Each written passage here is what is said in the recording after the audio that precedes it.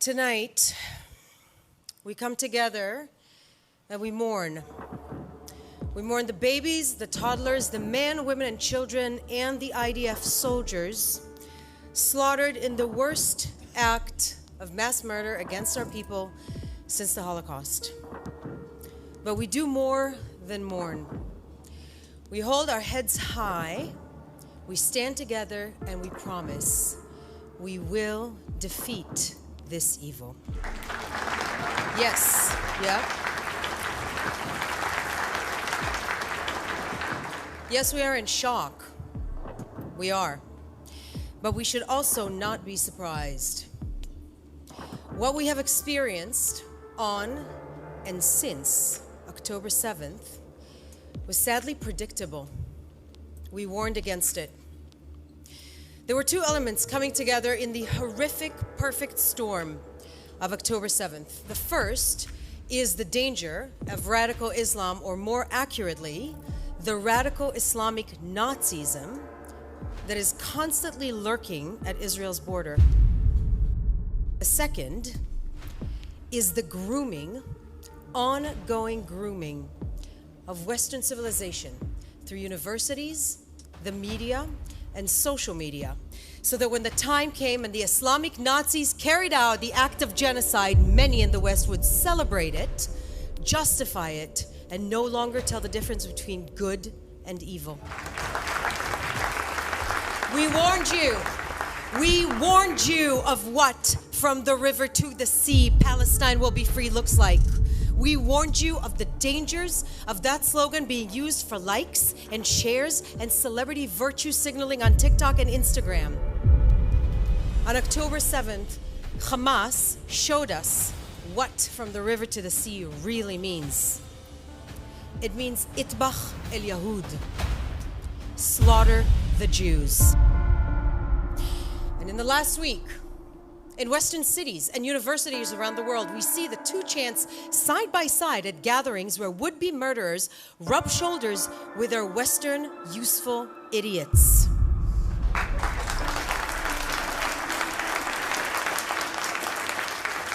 Western progressives have been played. You have been played. Some got a wake-up call, but others have been so brainwashed to dehumanize, vilify, and demonize Israelis that for now, they're too far gone. Now, nothing's new under the sun. We've seen it for over 3,500 years of Jewish experience, lived experience. It's the generational trauma that we carry in our bones. That is our Jewish privilege. We warned that this disproportionate obsession with Israel, this dehumanization of Israelis, of Zionists, of the IDF was nothing but the oldest hatred with new words, and we warned where it would lead, and we are devastated to be proven right. This demonization of Israel is not progressive, it's not peaceful, and it's sure as heck not gonna free Palestine. It is a modern-day blood libel calculated to incite, pave the way for, and then justify a genocide. Israel is one of the greatest stories ever told. Its vilification is one of the greatest smear campaigns in the history of the world. This evil, this radical Islamic Nazism lurking on our borders has been waiting for the chance to exterminate our Jewish democratic nation state. It looked the future in the eye. It saw a possibility of Israel at peace with the region, and it didn't embrace it.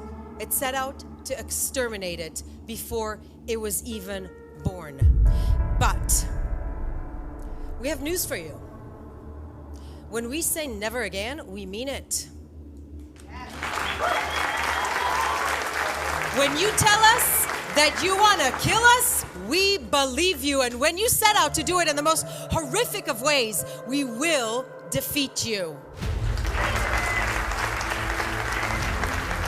To the Palestinian people and all the nations, we reach out a hand as good neighbors, but We need you to help us defeat this evil, because whether we call it Hamas, ISIS, the Taliban, or Hezbollah, that evil that set out to destroy us will destroy you too.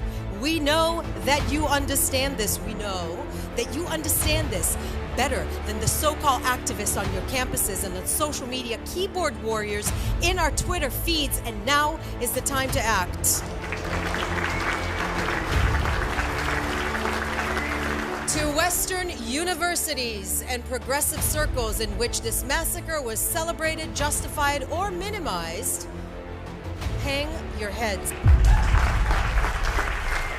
Stop telling yourselves and everybody else that you need to do the work and do some work yourselves. Your unconscious biases against the Jewish people are showing, and you're sleepwalking down a path paved by millennia of Jew hatred. Your BDS is a friendly face of a criminal enterprise, and it's time to go after it.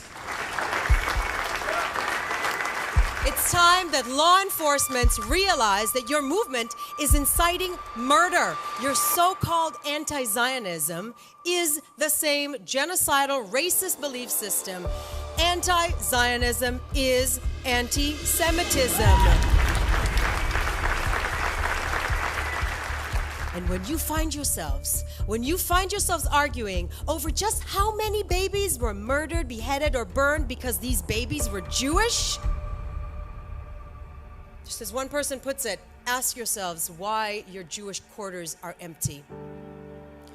What happened in Kibbutz Be'eri and Kibbutz Nir Oz at the Supernova Music Festival was so sadistic, so barbaric and brutal that the word terrorism is too good to describe it. But if you can't even call it that, if you hide behind words like militants, it's complicated, well, but the occupation, resistance, or decolonization, if you can't unequivocally condemn rape, beheading, or torture of innocent and the kidnapping of grandmothers, some Holocaust survivors from their sick beds, then you are witless pawns in a propaganda machine you don't even know you're being played by.